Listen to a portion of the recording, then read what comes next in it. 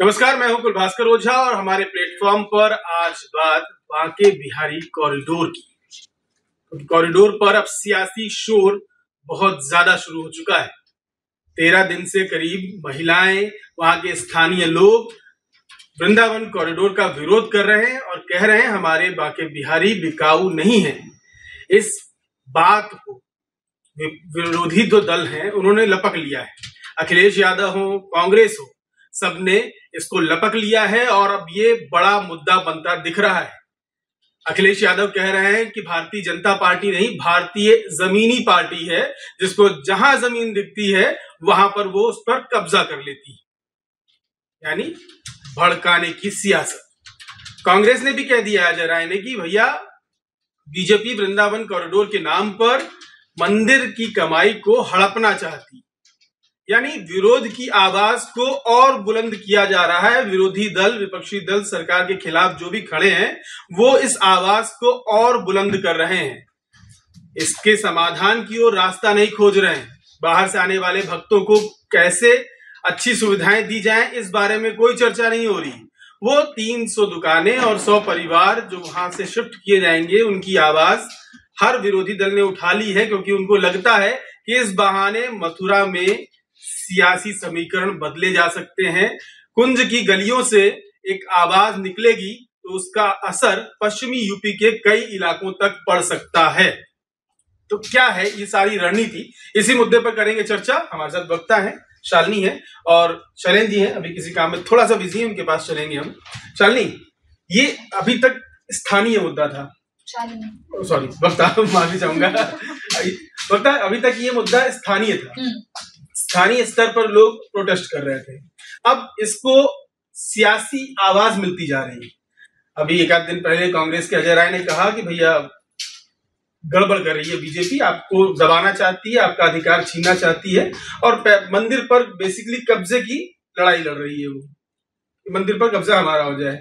इधर अखिलेश यादव ने बोल दिया कि भारतीय जनता पार्टी को जहां जमीन दिखती है उस पर कब्जा करने की वो कोशिश करती है। तो सच्चाई इससे इतर है या ये सच्चाई के पास है इनकी बातें? ये दल उस वक्त कहाँ थे जब ये जो कॉरिडोर है, मथुरा कॉरिडोर, उसको लेकर बातचीत चल रही थी। मुझे लगता है ये खबर आए हुए 1-1.5 महीने से ऊपर का वक्त हो चुका है। लोग इस पर बातचीत कर रहे हैं। बिहार कॉरिडोर, माफ कीजिएगा, मथुरा कॉरिडोर बनाने को लेकर, जो वृंदावन में कॉरिडोर बनने वाला है उसको लेकर तमाम चीजें तय हो चुकी हैं कि कितना पैसा इसमें लगाया जाएगा, कितने एकड़ भूमि पर ये बनाया जाएगा, वहां पर जो परिवार हैं या फिर दुकानदार हैं उन्हें कहाँ विस्थापित किया जाएगा, किस तरह से उन्हें जगह दी जाएगी, मंदिर बनेगा तो उसमें किन किन लोगों को शामिल किया जाएगा, अलग नहीं किया जाएगा। सारी चर्चाएं हो चुकी। उसके बाद पार्टी एंटर करती है। पार्टियां ये एंटर तब करती हैं जब इन्हें लगता है कि अब मुद्दा गर्म हो चुका है। अब गर्म चीज पे हथौड़ा मारने से कहीं ना कहीं उन्हें फायदा हो सकता है। तो साफ तौर पर अखिलेश यादव अयोध्या का भी जिक्र करते नजर आए। अयोध्या की जमीन को लेकर भी वो बोलते नजर आए कि अब ये जमीनी पार्टी बची है। अयोध्या के भी जो मंदिर था उस पर भी इसका कब्जा हुआ था भारतीय जनता पार्टी का, और अब मथुरा में जो जमीन है उस पर भारतीय जनता पार्टी की नजर बनी हुई है और उस पर कब्जा करना चाहती है। लेकिन मुझे ऐसा लगता नहीं कि कब्जा करने की कोई बात है। कब्जा करके सरकार रखेगी कहाँ? सरकार को उससे कोई सरोकार नहीं है। सरकार को इस बात से सरोकार है कि वहां पर जो लोग आते हैं, दूर दूर से आते हैं, विदेशों से आते हैं, जो पर्यटक हैं, उनको पूरी सुविधाएं मिलनी चाहिए। ऐसा ना हो कि किसी तरह की कोई दुर्घटना घटित हो जाए उन लोगों के साथ और फिर विदेश जाकर भारत का नाम बर्बाद हो कि इतना बड़ा टूरिस्ट प्लेस था, यहाँ पर कोई सुविधा नहीं थी। तो इन चीजों को ध्यान में रखते हुए सरकार उसके लिए काम कर रही है। और रही विपक्षी पार्टियों का, तो हर मुद्दा जब भी कोई विकास का नाम आता है, मंदिर बनने का नाम आता है, अयोध्या पर भी इसी तरह से पार्टियों ने बहुत रोना चीखना किया था। लेकिन आज अयोध्या का राम मंदिर हमारे सामने है और सारी पार्टियां चुप हैं। तो यही अब मथुरा कॉरिडोर को लेकर भी होगा। मंदिर जरूर बनेगा लेकिन चीख चिल्लाहट चलती रहेगी। सियासत है, रोटियां सेकने का मौका जहां मिले, जहां थोड़ी सी गर्मी हो, तपिश हो, वहां पर रोटियां सेकना बनता भी है, क्योंकि सियासत सिखाती भी यही है। राम मंदिर नहीं जा पाया अभी तक अखिलेश यादव, तो राम मंदिर नहीं जा पाए, अब तो वृंदावन में भी ना आ पाए कभी, इसीलिए कॉरिडोर का विरोध कर रहे हैं। सर ये तो पता नहीं, लेकिन अयोध्या या राम मंदिर तो वो नहीं जा पाए, लेकिन चलिए उनको जीत मिल गई थी वहां से, वो बात अलग है। दूसरी चीज ये है कि जो जैसा कि वक्ता ने बोला कि जब लोहा गर्म होता है तो हथौड़ा मार दिया जाता है, और ये हर पार्टी करती है। जब भी सत्ता में कोई भी पार्टी होती है तो विपक्ष उस पर निशाना साध रहा है। खैर, उसका काम भी वही है। जिस तरीके से अखिलेश यादव ने एक बात बोली कि 2016 में जब ये प्रस्ताव, कॉरिडोर प्रस्ताव का जिक्र हुआ था, तब योगी सरकार ने इससे इनकार किया था, लेकिन अब उनकी ही सरकार इस चीज को लागू करने के लिए रेडी हो गई। और साथ में उन्होंने बोला कि हम इस मुद्दे को विधानसभा में जोर शोरों से उठाएंगे, क्योंकि ये मुद्दा इसलिए भी जरूरी है क्योंकि उनका कहना है कि चंदा, जो मंदिर का चंदा होता है, उससे पार्टियों को फायदा मिलता है। इसलिए बीजेपी मंदिर के चंदे को यूज करके कॉरिडोर का काम शुरू करेगी। और साथ ही अखिलेश यादव ने जो एक बात बोली है कि विदेशों से सीखना चाहिए हमारे देश को। यूरोप और इस तरीके के जो देश होते हैं, वहां पर लोग अपनी विरासत को बचाने के लिए उसको तोड़ते नहीं है। वहां पे भी जो गलियां हैं या कुछ मॉन्यूमेंट्स ऐसे हैं जिसको वो बचा के रखते हैं। तो बीजेपी सरकार को भी यही करना चाहिए और इस तरीके की चीजें नहीं करनी चाहिए कि पुरानी चीजों को तोड़े और फिर आप उस चीज को करें, नया बनाए।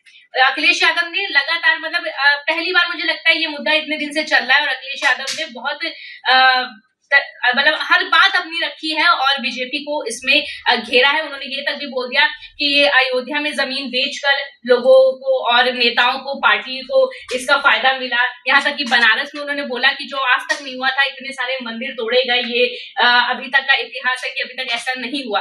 तो ये तमाम चीजें उन्होंने घेरा है। उधर अजय राय जो कांग्रेस के, उन्होंने भी नहीं छोड़ा। उन्होंने भी अखिलेश या इधर योगी सरकार कह लीजिए या हेमा मालिनी जो सांसद है, उनको घेरा, साफ तौर पर बीजेपी को घेरा है कि ये किस तरीके का हिंदू प्रेम है कि आप किसी की कुंज गलियों को, विरासत को तोड़ रहे हैं। लेकिन दूसरी चीज ये भी मायने रखती है कि पार्टी जो कर रही है वो एक डेवलपमेंट है। साफ तौर पर बीजेपी का कहना है कि हम इससे पर्यटक बढ़ेंगे, देश में टूरिज्म बढ़ेगा और प्रधानमंत्री नरेंद्र मोदी लगातार टूरिज्म को बढ़ावा देने के लिए हर स्तर पर, इंटरनेशनल मंच पे भी जाके इस चीज की बात करते हैं। तो मुझे लगता है कि ये मुद्दा और भी ज्यादा अब गर्म हो जाएगा, क्योंकि अभी तक तो विपक्ष की एंट्री नहीं थी, लेकिन अब जब विपक्ष आ गया है तो अब धीरे धीरे और पार्टियां भी आएंगी, आप देखिएगा। गर्म होगा मुद्दा। वैसे भी कहते हैं ना कि जो सियासी विरासत है वो परंपराओं से मिलकर कुछ और बन जाती है, विरासत अलग तरह की बन जाती है। बीजेपी उसकी खुद उदाहरण है, 92 के बाद कैसे वो बढ़ी। तो मुद्दे जब धर्म के साथ सियासत का कॉकटेल होता है तो बहुत सारी चीजें बदल जाती हैं। शायद अखिलेश और कांग्रेस उस लिहाज से इसको खेलना चाह रहे होंगे। अब शैलेंद्र जी के पास चलते हैं। शैलेंद्र जी थोड़ा सा व्यस्त है, परेशान कर सकते हैं आपको? नहीं। तो शैलेंद्र जी से मुझे ये जानना है कि सब कुछ ठीक, जब भी कोई सियासी दल एंट्री मारते हैं किसी भी मुद्दे में, तो उसके पीछे वोट के समीकरण होते हैं। मथुरा, वृंदावन एक ऐसी जगह है जहां से पूरा ब्रज क्षेत्र जो है वो इम्पैक्ट होगा। वहां की आवाज अगर आप उठाएंगे, लोगों के जो गुस्से को हवा देंगे, तो एक अलग तरह का इम्पैक्ट होगा उस पूरे इलाके में। क्या कांग्रेस और अखिलेश उस तरह का फायदा इस मुद्दे में खोज रहे हैं?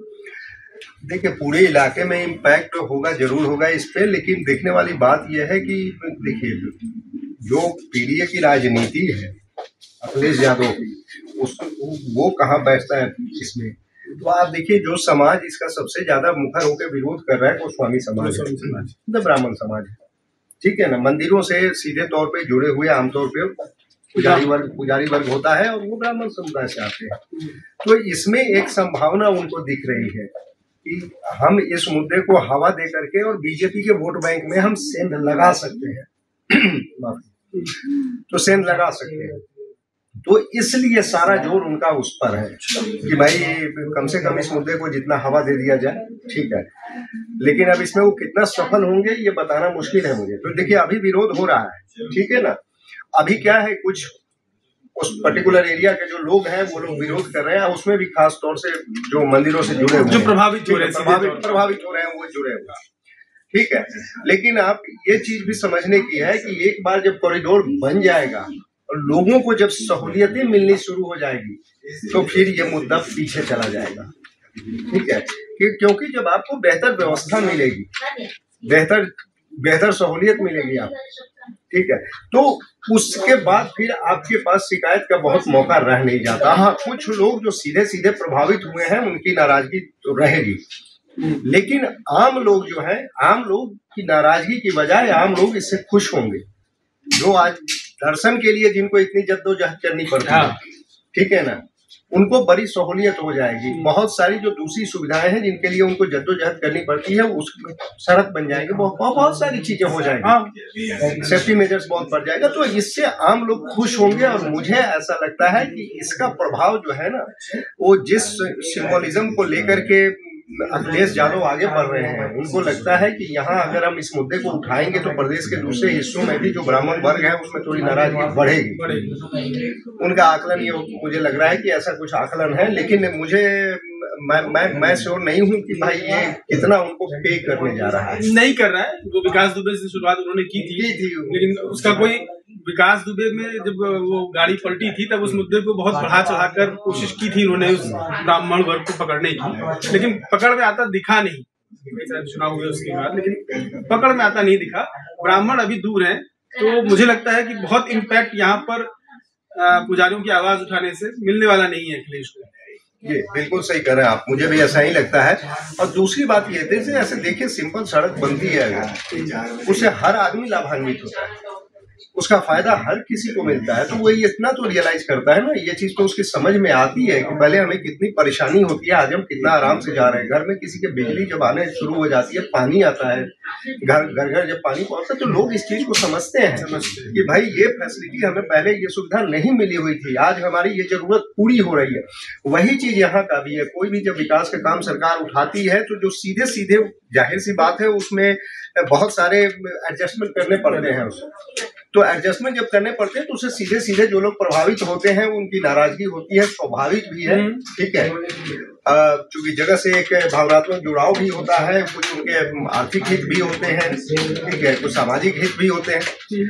लेकिन जब एक बार विकास का काम हो जाता है, ठीक है, तो फिर जो आम जन है, आम लोग जो है, उनको ये अच्छा लगता है, ठीक है ना। और इसमें उन्हें ऐसा नहीं लगता कि इसमें नाराज होने की कोई बात है। सरकार भी इस चीज को समझती है और इससे इतर, इस राजनीति से इतर सरकार की ये जिम्मेदारी होती है कि वो पब्लिक के लिए बेहतर फैसिलिटी मुहैया कराए, बेहतर सुविधा दे उसको।